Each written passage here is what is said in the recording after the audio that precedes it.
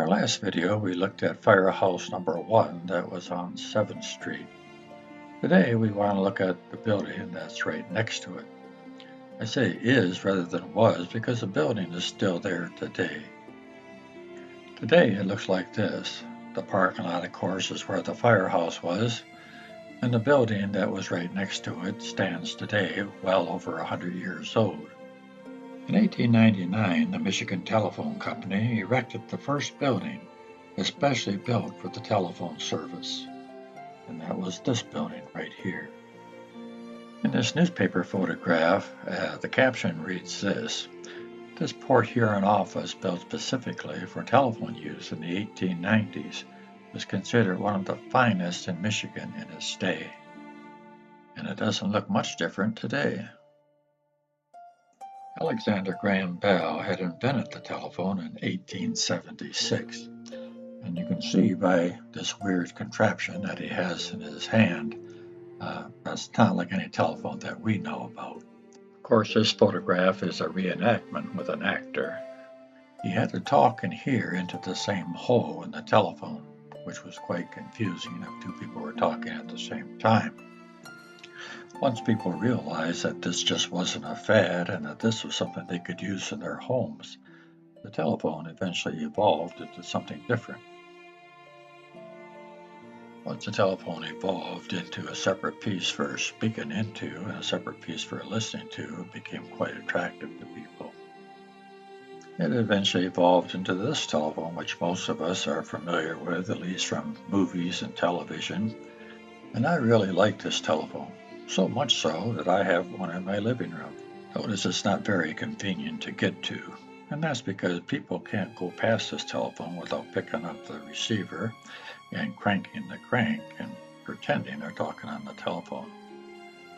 So that's why it's not very convenient to get to. Alexander Graham Bell had invented the telephone in 1876, and phone service was installed in Detroit in 1877. Almost at the end of the decade, December 25th, 1879 to be exact, a momentous occasion took place in Port Huron. The telephone came to Port Huron. I'd like to read you a couple excerpts from Helen Enlick's book, The Story of Port Huron. She says this: L.A. Sherman, editor of the Port Huron Times, which was the forerunner of the Port Huron Times Herald, determined to make an effort to secure an exchange for Port Huron. The company agreed to install service here if 50 subscribers could be secured. On November 18, 1879, the first telephone directory appeared with 47 names. The first exchange was in the Knights of Pythias building on Water Street at the head of 6th Street. In 1879, the Times offices were located in this building. The building to the west, called the Times Building, came later. Mr. Sherman had wires strung from the exchange to his home on the northeast corner of Court and 11th Street. This photograph was taken decades ago, but you can see that this was the first home that had a telephone in Port Huron. And the home is really not quite what it once was. If you look, for lack of a better term, that tower near the front, just behind the porch, you can see that there used to be windows on the side too that look like they're covered in. And as you can see from this Google photo, that house is still there today. Today, that front window is filled in as well, so there's no windows at all in that little tower. And in the satellite view, it gives you an idea exactly how far apart the house was from his business. Of course, he couldn't run a line as the crow flies, but he would have went up and down the streets, but it wasn't all that far. As Enlick goes on to say, a number of people came to his home that snowy Christmas afternoon, by foot and in sleighs. George Ashpo, who was with the Times Herald for many years, was at the office. Imagine the excitement of the guests when his voice was plainly heard in the Sherman home, and when many of them talked to him and he replied, they could hear each other a half-mile away. They also tried playing the piano, which Mr. Ashpo could hear, as well as corn popping and a canary singing. One observer wrote about this special day, The whole thing is so wonderful, so marvelous, so far indeed beyond what any of us would have thought possible 10 years ago, that it is difficult even now to realize it fully. 1 year later, they would again be amazed when a connection was completed between the Sherman House and Detroit, the first long-distance line in Michigan. This photo you've been looking at was taken on 7th Street during the 1800s. It was the main form of transportation during the winter time during that time period, and according to the caption, it says this: "Oh, what fun! A couple ride in a one-horse sleigh in this photo taken in the late 1800s on 7th Street in Port Huron." Perhaps these were two of the people that were there in Mr. Sherman's house on that amazing Christmas day. I'd like to think so. William James says this in his book, The History of St. Clair County, Michigan. "The system of telephone exchange is an enterprise that is destined to grow in importance and extent until every business house, scores and hundreds of private houses, and every village and city in the state, if not in the whole country, are brought into immediate speaking connection with every other. The whole thing is so wonderful, so marvelous, so far indeed beyond what any of us would have believed possible 10 years ago, that it is difficult even now to realize it fully. And yet, it is an established fact, and a fact that goes beyond a scientific wonder and becomes of the greatest practical utility." The 1881 telephone directory listed 105 phones, 73 for businesses, 32 for residences. The first phones were a square box on the wall with a hole in the center. One talked, then listened, using the same hole. In 1907, the wall phone was twice as long, with a mouthpiece in the center and a receiver for listening.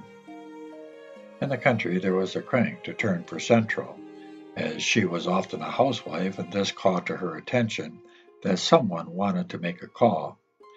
In the city, when you picked up the receiver, she would answer, "Number, please." I thought this was an interesting photograph of this lady. She has the same type of phone we've just been looking at, and is mounted to a telephone pole. I don't know if they just didn't want to run the wire over to the store, or maybe this is the first payphone. I doubt that. The Port Huron Exchange had a good growth. By 1891, they had moved to 3 rooms in the Stewart block on the southeast corner of Water Street and Customs Alley. Stevenson Electric was on the main floor. Then in 1899, the Michigan Telephone Company erected the first building, especially built for the telephone service. And that's the building we've been looking at on 7th Street. As the telephone subscriber list grew, telephones started popping up all over Port Huron. In this photograph here, you can see one that's on the corner of Huron Avenue and Quay Street. And that's on the other side of Black River. How did the telephone cable, get over to the other side of the river? Well, I'm so glad you asked. Let me show you. These fellas here are the ones that made it happen. The caption on this photograph says this: "Employees at Bell Telephone gathered for this photo on the Black River in 1912. The crew was installing telephone wires under the Military Street Bridge." Starting about the 1890s all the way to the 1930s, a new telephone arrived on the scene in Port Huron. It was the candlestick phone. Some of you might remember this. The candlestick phone was separated into 2 pieces. The mouthpiece formed the candlestick part, and the receiver was placed by your ear during the phone call. This style died out in the 1930s when phone manufacturers started combining the mouthpiece and receiver into a single unit, thankfully. This was a pretty big change for telephone patrons. I know this photo's a little bit of Port Huron history humor, but the reason it was a big change is because people weren't tied to the wall, putting their mouth right up to the mouthpiece in order to have a conversation. They were able to relax and enjoy the conversation, as this businessman is doing. Here's a postcard that celebrates the candlestick phone. But eventually the mouthpiece and the receiver was put into one piece, which made life much easier. Some of you may remember this phone, but probably more of you remember this phone. I have one of these phones in my home as well. Like most of you, when I was growing up, we didn't have a private line, we had party lines. This ad says this: party lines help bring telephone service sooner. We're adding telephone equipment, switchboards and wires, poles and cable at a record-breaking pace. Party line service, sharing the line, makes it possible for this new equipment to serve the greater number of people. That's why in most communities, we're installing new residence telephone on party lines only. Party line service is good service too, especially when party line neighbors share the line with courtesy and consideration for others. Of course, not everyone shared their line with courtesy for others, especially the privacy, especially if there were teenagers on the same block and the same party line service. Everybody knew each other's call rings, and so when the phone rang and it was a friend or an enemy of ours that we wanted to listen in on, of course, all you had to do was pick up the receiver, but you had to be very careful to keep those buttons down until you got it to your ear, and then you slowly let it up. Not that I ever did it, of course, but that's what they tell me. Eventually, we had the option of having a private line. Of course, you always had to pay more for a private line, and then a few years later, there just were no more party lines. Over time, the phone evolved into different styles, such as this very popular Princess phone that was the rage there for a while. Then the big change, a cordless phone. You weren't connected to a cord anymore. You could take that phone any place in the house you wanted to and talk on it. And this was great for teenagers who certainly didn't want to be connected to the phone in the living room where their parents were. Now they could take it and have some privacy. The next big change came when they had answering service on your telephones. That person didn't have to be home in order to get your message. You could just leave it on their answering machine and they could pick it up when they got home. Of course, the biggest change of all is when the cell phone came out. You no longer had to be home to get the call. That call could reach you wherever you were. All you had to do was pull out your cell phone, provided you didn't get a hernia with this one. And now we have the smartphone.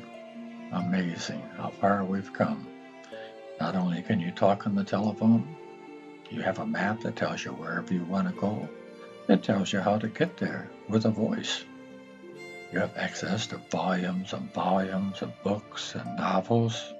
You can actually see the person that you're talking to. How cool is that?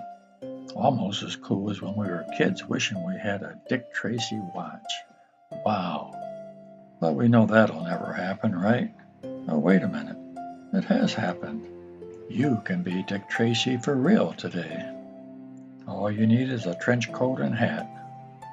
I wonder what Mr. Sherman would have thought of all this. All right, let's get back to the building that's on 7th Street that we started with and focus in on these two windows. There was a time, over 100 years ago, that all the workers of the telephone company stood out in front of these windows. I just happen to have that photograph.